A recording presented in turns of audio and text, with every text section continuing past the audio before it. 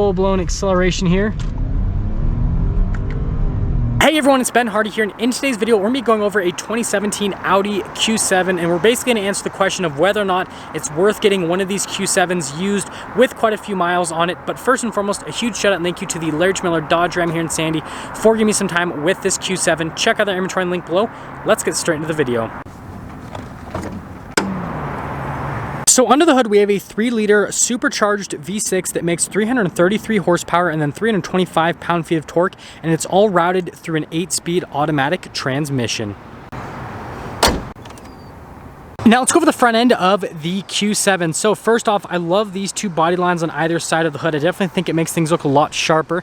And then coming to the lights, we've got these full LED lights with the Lamborghini style accent lights. Just looks really good if you ask me. Again, we've got parking sensors down here at the bottom. We've got our Audi logo right there with the front camera. You've got your Quattro badge there to the side. Notice that they kind of do the chrome slits all across. And yeah, other than that, that's pretty much everything for the front end on the Q7. Coming to the side here, we've got 285mm tires wrapped around 20-inch wheels in the front and over in the rear as well. And they've gone for a really kind of unique-ish style for the wheels themselves. We've got the silver on the outside, and then notice you've got kind of like darker gray on the inside of that silver. I think that looks really good. And then they've just made the brake caliper silver to kind of match everything else from a design standpoint. And then aside from that, everything else pretty much blacked out, but notice that you do get some more chrome accenting around here and then there on the bottom as well. And yeah, other than that, here is your full side view.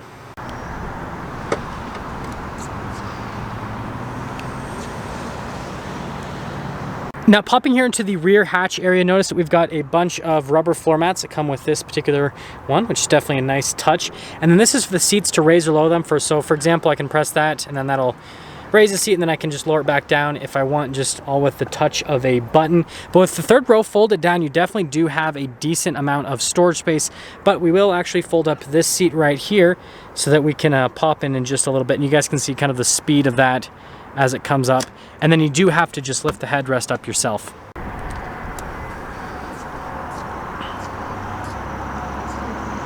Now let's go over the rest of the rear. Notice this one has crossbars there at the top. You've got all of your regular logos here. You've got the 30T logo on that side.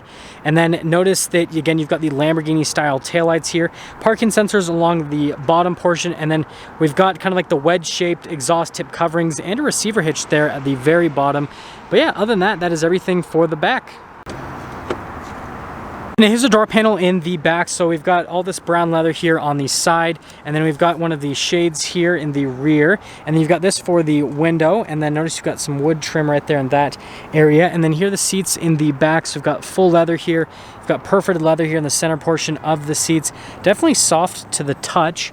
And then notice you've got some vents right there, heated seat controls, and that's for the climate. I'll pop in quickly so you guys can see the legroom here and then headroom as well. So yeah, that's all pretty good and normal. And then we've got this, which you have to kind of grab into it, and that's your armrest cup holder situation. But yeah, that's all for this part of the back. Now let's see if I can do this with one hand. So we got that down, and we've got to push here, and then we can kind of pick that up. You guys can see that's in that place. And then this gives us access to the third row, which, ooh. Now popping back here, legroom pretty much non-existent. Pretty decent on the headroom part. Just the legroom is really non-existent. It's kind of like, I mean, look at this, like no legs.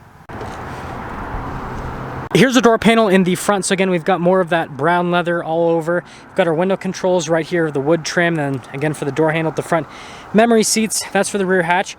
And then this does have the Bose sound system. And then here's a seat at the front. So again, got the brown leather with a perforated leather here in the center portion. And then notice you got the adjustments on the side of the seat.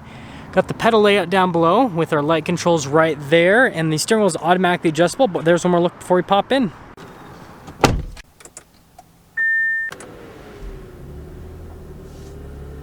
So here's our steering wheel in the Q7. It's got all of your normal car stuff on it. So first off, leather all around. You've got our heated steering wheel control button there. And then you've got like your voice command, phone controls. You got controls there for the center stack. You got our cruise control right here, little turn signal stalk, and then you've got our windshield wiper stalk on the other side. And yeah, that's all for the steering wheel. Now here's the center gauge cluster, and it kind of has the cool little thing that you can do where you can make everything bigger or smaller. And then there's a few different menus you can scroll through, just give you different bits of information on the Q7 itself. But I mean, overall, it's pretty easy to use. And yeah, I mean, there's a couple things you can scroll through, but it's not too crazy. And then notice that you can change the viewpoint where you have like the navigation screen full on. I think that's pretty cool. But yeah, that's everything for the center gauge cluster pretty much. Now let's go over the infotainment system, which, boom, pops out of the dash, which I think that is pretty cool as a feature. First off, it's not a touchscreen. It's controlled all via a dial. There's a bunch of different things that you can basically scroll through menu-wise with the dials. So yeah, relatively easy to use. It would have been better if it was a touchscreen. And also we got a different drive modes, your off-road, comfort, auto, dynamic, and then individual that you can scroll through. There's a drive mode select for that as well. And then the last thing is just the backup camera. Resolution on it's really good. You've got trajectory lines that turn with the steering wheel, and then you have a couple different viewpoints. So for example, we can go to a front camera, or we can get kind of like a better view so you guys can now see my focus out the front. But yeah, that's everything for the infotainment system. Now down below, we've got a drive mode select, auto stop start, stability control, hazard lights, your parking sensors, your hill descent control, and then this is for the screen to turn it off and to basically make it go away if you don't want the screen for some reason. Climate controls down here. You've got the dual zone here for the front, heated and cooled seats, and then this is for the infotainment system to kind of control all of it. So you've got this little like keyboard trackpad thing, kind of hard to use. The dial's a little bit easier to use for everything. Shifter for that 8-speed automatic, and then you do have the manual shift function if you want to shift it yourself. You've got a parking brake, that is just for the radio controls, and then a couple cup holders. We have our center console here, which notice that opens up pretty normal, has some USBs inside of it, leather on the top, and then we've got our glove box over here lined with felt. Yes, there's wood trim just up above it. We've got your Quattro logo, and then finishing things here at the very top, we have a full panoramic sunroof. You've got the controls for the sunroof right here, and an all black headliner, and yeah, that's all for the top. Well, now that we're done going to the interior here on this Audi Q7, let's take it out and see how it drives.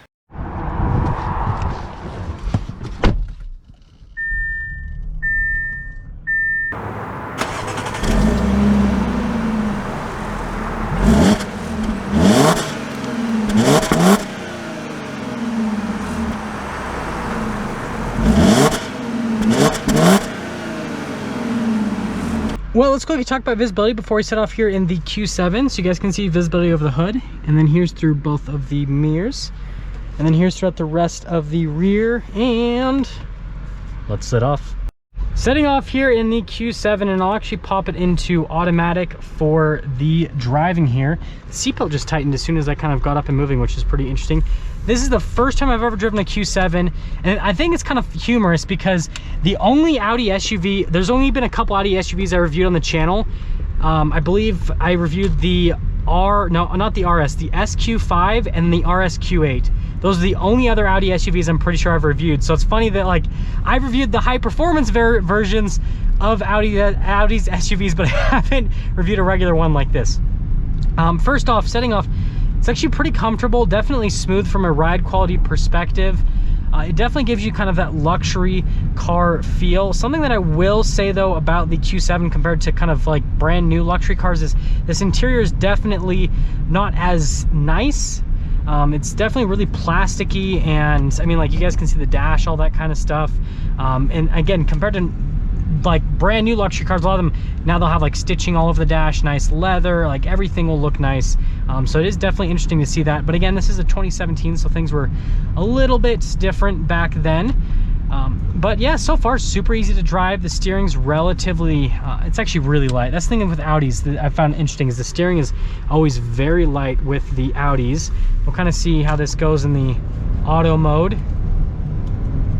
Transmission is definitely quick, but let's pop it over into the dynamic mode, which is kind of sporty driving, and then we'll do the manual shift with that 8-speed automatic. Yeah, definitely quick with the transitions between the gear shifts and all that. And yeah, overall, like, I actually really like this. It's comfortable. The seats are pretty comfortable. The thing I noticed though is it seems like the back seats are almost like softer than these front ones. The front ones feel a little bit firmer, which I don't know why that's the case, but I mean, it just kind of seems that way, which is definitely interesting. But let's get our full-blown acceleration here. very smooth, very, very smooth with the transitions. It's not crazy fast or anything like that. It just doesn't feel like way out there, but I mean, it definitely gets up and it moves. It's decent. In terms of the sound, it sounds okay. You really don't hear any supercharger whine whatsoever. It just pretty much sounds like a V6, but you feel that torque from the supercharger low end. You definitely get that shove from the supercharger, whereas like if this was turbocharged, right, you get a little bit of lag. There's no lag with the supercharger, so you do feel that dynamic wise. Brakes are definitely weird too on this. Yeah, it actually drives, it's pretty sporty with the driving. I will give the Q7 that. It's pretty sporty with the driving. But let's get things summed up here for this 2017 Q7. So first off, exterior wise, it just looks like a basic Audi SUV to me. I like the Lamborghini style lights though. I think that's definitely a cool touch. Interior, like I said, I feel like it could be nicer, but I get it. Back in 2017, people weren't as focused on interior quality like they are today, so I get that. But yeah, that's definitely a downside if you ask me. And then performance wise, it's not crazy fast, but I mean, it's got good low end power, good low end torque, all that kind of stuff, gets up and moves. And so overall, it's a good third row luxury SUV. That's gonna sum things up for our video on this 2017 Audi Q7. And again, a huge shout out and thank you to the Larry Miller Dodge Ram here in Sandy for giving me some time with this Q7. Check out their inventory link below. I'll see all of you in the next video.